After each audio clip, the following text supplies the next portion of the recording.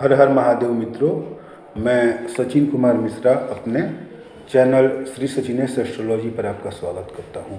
मित्रों, आज मैं शारीरिक स्वास्थ्य के बारे में आपसे बात करूंगा। शारीरिक स्वास्थ्य में एक चीज़ जान लीजिए कि शरीर स्वस्थ कब नहीं रहता है, बीमारियां कब आती है।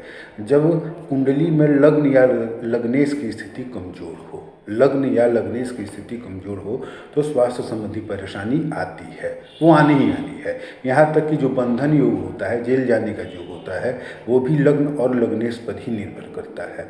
अच्छा, इसी में एक कुंडली आई है कि एक लड़का है जिसका जन्म 16/11/2020 मतलब 16 नवंबर 2020 को जन्म है।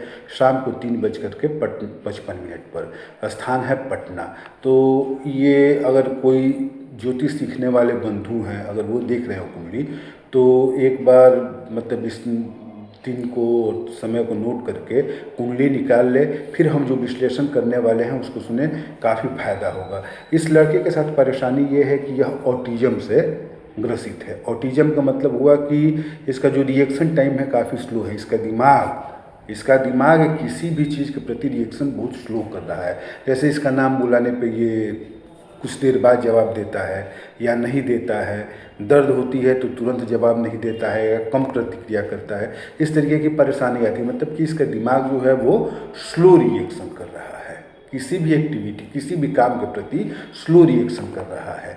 क्यों कर रहा है, यही हम जानने की कोशिश करेंगे। बच्चे का जन्म 16 नवंबर 2020 का है। शाम को 3:55 पर जन्म है। जन्म स्थान पटना है। देखिए ये कुंडली आप देखिएगा। अच्छा, एक चीज़ और, कुंडली जो है वो पंचांग से देखने की कोशिश कीजिएगा। कभी भी कंप्यूटर से, लैपटॉप से ऐसे मत देखिएगा, क्योंकि लैपटॉप और कंप्यूटर पे कुंडलियाँ गलत होती है। ऋषिकेश पंचांग सबसे विश्वसनीय पंचांग है, इस पर कुंडली एकदम सही आती है। चलिए अब कुंडली का विश्लेषण करते हैं। देखिए इनकी जो कुंडली है इस बच्चे की, यह मेष लग्न की कुंडली है। मेष लग्न की और वृश्चिक राशि की कुंडली है। ध्यान दीजिएगा, मेष लग्न की कुंडली है, वृश्चिक राशि की कुंडली है। मेष लग्न की कुंडली में वृश्चिक राशि अष्टम भाव में होगा। अष्टम भाव में चंद्रमा बैठा हुआ है, वृश्चिक राशि में चंद्रमा बैठा हुआ है, और चंद्रमा वृश्चिक राशि में नीच का होता है। वृश्चिक राशि में नीच का चंद्रमा है, जिसके कारण क्या हुआ कि राशि तो ऐसे ही इनकी कमजोर हो गई, लग्न इनका ऐसे ही कमजोर हो गया। अच्छा, लग्नेश की स्थिति क्या है? लग्नेश जो है वो 12वें भाव में बैठा हुआ है, मतलब अपने घर से द्वादश भाव में, व्यय भाव में बैठा हुआ है, मृत्यु भाव में बैठा हुआ है। तो लग्न भी कमजोर हुआ, तो शारीरिक स्वास्थ्य खराब होने में सबसे बड़ी भूमिका तो ये रही। इसके बाद ऑटिज्म या मानसिक परेशानी, अगर किसी को मानसिक परेशानी होती है, हड्डी नस जोड़ का दर्द होता है, या अचानक से चोट वगैरह लगती है, एक्सीडेंट होता है, ऑपरेशन होता है, तो अन्य ग्रह कारक होते हैं, मानसिक बीमारी होती है, तो सबसे जो महत्वपूर्ण ग्रह होता है वो लग्न और राहु होता है। राहु मतलब या तो राहु की स्थिति खराब होगी, राहु केतु समसप्तक होंगे, मतलब या तो राहु की पूर्ण दृष्टि पड़े या केतु की पूर्ण दृष्टि पड़े, या राहु या केतु लग्न को कमजोर करे, पंचम को कमजोर करे, इस तरह से कुछ न कुछ ऐसा करेंगे कि लग्न कमजोर हो। तो इसमें राहु की अहम भूमिका होती है। जो जीवन में जो भी अचानक से परेशानी आती है, या मानसिक बीमारी होती है, पेट संबंधी बीमारी होती है, तो इन सब में राहु और केतु का बहुत बड़ा योगदान होता है। तो इस कुंडली में हम देखेंगे कि राहु जो है ये दूसरे भाव में बैठा हुआ है। राहु दूसरे भाव में मतलब वृष राशि में बैठा हुआ है। लग्न में कोई नहीं है, लग्न में कोई ग्रह नहीं है।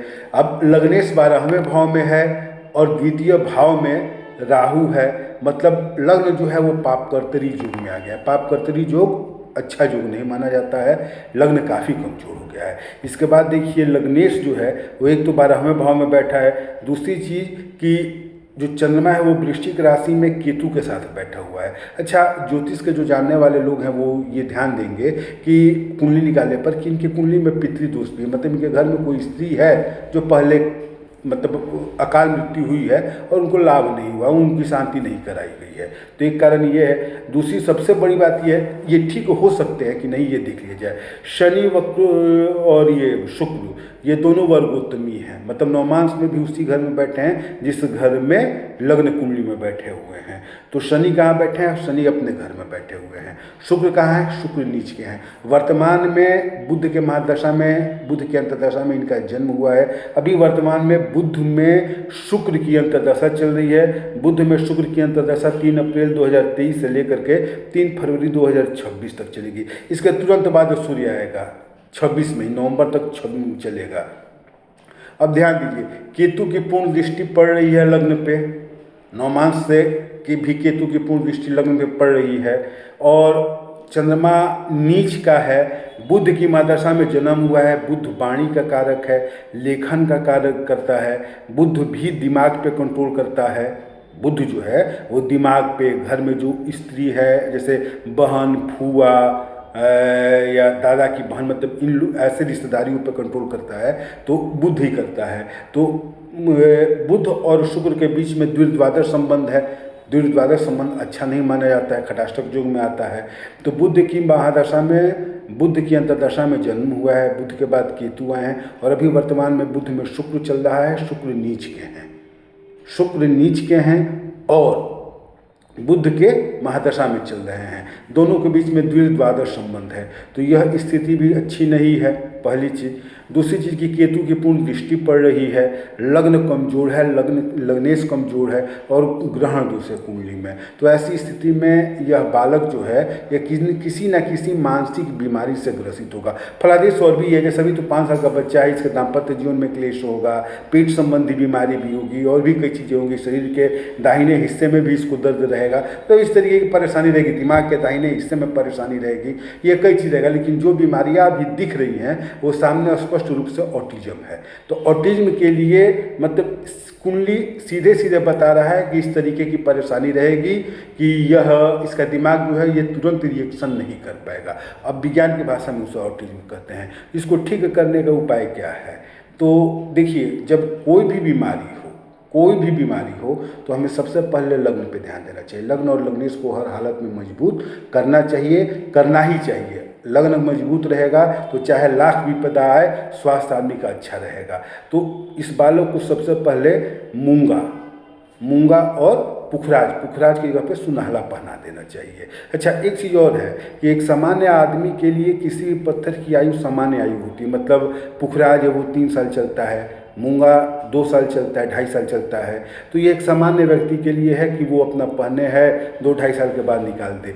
एक बीमार आदमी के लिए, अगर कोई बीमार है उसको आप पत्थर पहना दे रहे हैं, तो पत्थर की सारी शक्ति तो ज़्यादा से ज़्यादा उसको स्वास्थ्य ठीक करने में लगेंगी। तो ऐसे कंडीशन में क्या होता है कि पत्थर की आयु कम हो जाती है। मतलब जो पत्थर आपका 2 साल 2.5 साल चलने वाला है वो 6 महीने में खराब हो जाता है, काम करना बंद कर देता है। तो इसका ध्यान रखना चाहिए कि पत्थर को समय समय पर जल्दी जल्दी बदलते रहना चाहिए। तो इस कुंडली में लग्न को मजबूत कीजिए। गुरु आपके नीच के हैं, दशम भाव में बैठे हुए हैं, शनि के साथ बैठे हैं। तो शनि के लिए, गुरु के लिए पुखराज की जगह पे सुनहला पहनना चाहिए, क्योंकि गुरु ही हैं। लग्न को मजबूत करने में गुरु का बहुत बड़ा योगदान होगा, लेकिन अकेले गुरु से नहीं। लग्न को मजबूत करने के लिए मंगल का उपाय करना पड़ेगा, और मंगल के सपोर्ट में गुरु का उपाय करना पड़ेगा। तो इस लड़के को, इस बच्चे को पुखराज या सुनहला और मूंगा, इन दोनों का पत्थर का लॉकेट पहना देना चाहिए। दूसरी बात कि मानसिक बीमारी जब भी हो, कोई भी बीमारी हो, लेकिन मानसिक बीमारी, पेट संबंधी बीमारी, दिग्भ्रमिता की स्थिति, भ्रम वाली स्थिति, इस टाइप की जो भी परेशानी हो, तो इसमें हमेशा राहु और केतु पर विचार करना चाहिए।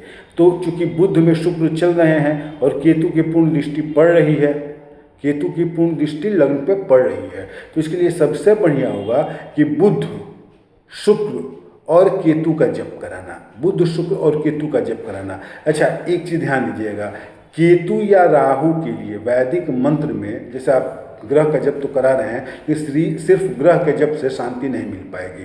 तो ऐसी स्थिति में राहु और केतु के लिए इस दुनिया में सिर्फ 2 ही मंत्र बने हुए हैं।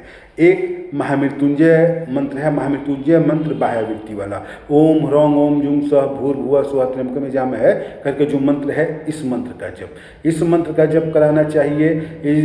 या मतलब या तो इसके साथ कराइए, या इसको नहीं करा करके नील सरस्वती मंत्र का, सिर्फ सरस्वती मंत्र का नहीं, सिर्फ सरस्वती मंत्र का नहीं, नील सरस्वती मंत्र का जप कराना चाहिए। इससे होता क्या है कि राहु या केतु धीरे धीरे अपनी शक्ति को कमजोर करता है। इसी बीच में उच्छिष्ट गणपति की भी साधना ठीक है, थोड़ा बहुत उच्छिष्ट मैं कभी कभी चेंज करके ऐसे ये उपाय करते रहना पड़ेगा। तो सबसे ज़्यादा जरूरी है जब मैं मतलब इस कुंडली के लिए कि बुध शुक्र राहु का जप कर, बुध शुक्र केतु का जप कराइए आप, बुध शुक्र केतु का जप कराएं। लेकिन इसके साथ साथ केतु और राहु को रोकने के लिए, क्या अगर केतु परेशान करेगा तो राहु परेशान करेगा। राहु द्वितीय भाव में है, पापत्री युग राहु ही लगा रहा है और पूर्ण दृष्टि आपकी पड़ रही है नवमांश में केतु की। तो इसलिए इनको ठीक करने का एकमात्र उपाय यही है कि आप महामृत्युंजय बाह्यावृत्ति वाला जप कराएं या नील सरस्वती का जप कराएं, नील सरस्वती का जप कराएं और उच्छिष्ट गणपति, इन तीनों में से एक या दो मंत्र का जप अपना कराते रहें। भगवान चाहेंगे धीरे धीरे सफलता मिलेगी। वैसे कुंडली मेरे पास आज से 3-4 महीना पहले आई थी, इलाज चल रहा है इसका। कुंडली देखकर के उपाय बताया था तो 20 से 25% फायदा है और फायदा होने की उम्मीद है। उपाय करते रहें, निश्चित रूप से लाभ होगा। लेकिन अभी लाभ होने में थोड़ी परेशानी आएगी क्योंकि बुध में शुक्र चल रहे हैं और दोनों के बीच में द्वादश संबंध है, तो ये थोड़ा मतलब समय गड़बड़ चल रहा है। इसमें लाभ होने में समय लगेगा लेकिन लाभ होगा, निश्चित होगा, गारंटी है कि लाभ होगा, लड़का ठीक हो जाएगा। अब देखिए एक चीज़ और ये है कि अगर आपको कोई बीमारी है, आप किसी डॉक्टर के यहाँ जाते हैं तो 2 साल 4 साल दवा खाते हैं, धीरे धीरे ठीक होती है। बीमारी कभी कभी नहीं भी ठीक होती है, लेकिन अगर ठीक होती है तो 1-2 साल का समय लग जाता है, इतना समय लग जाता है। लेकिन बात जब पूजा पाठ की या ज्योतिषी उपाय की आती है तो आप चाहते हैं कि आज उपाय करें और कल ही हमको फायदा हो जाए, तो ऐसा संभव नहीं है, ये संभव है ही नहीं। इसके लिए आपको समय देना होगा। अगर समय देना है तो आप मेरे उपाय को मानिए, निश्चित लाभ होगा। नहीं समय देना है तो फिर मतलब कोई मतलब ही नहीं, तो आप दिखाते रहिए। ठीक है, धन्यवाद। हर हर महादेव।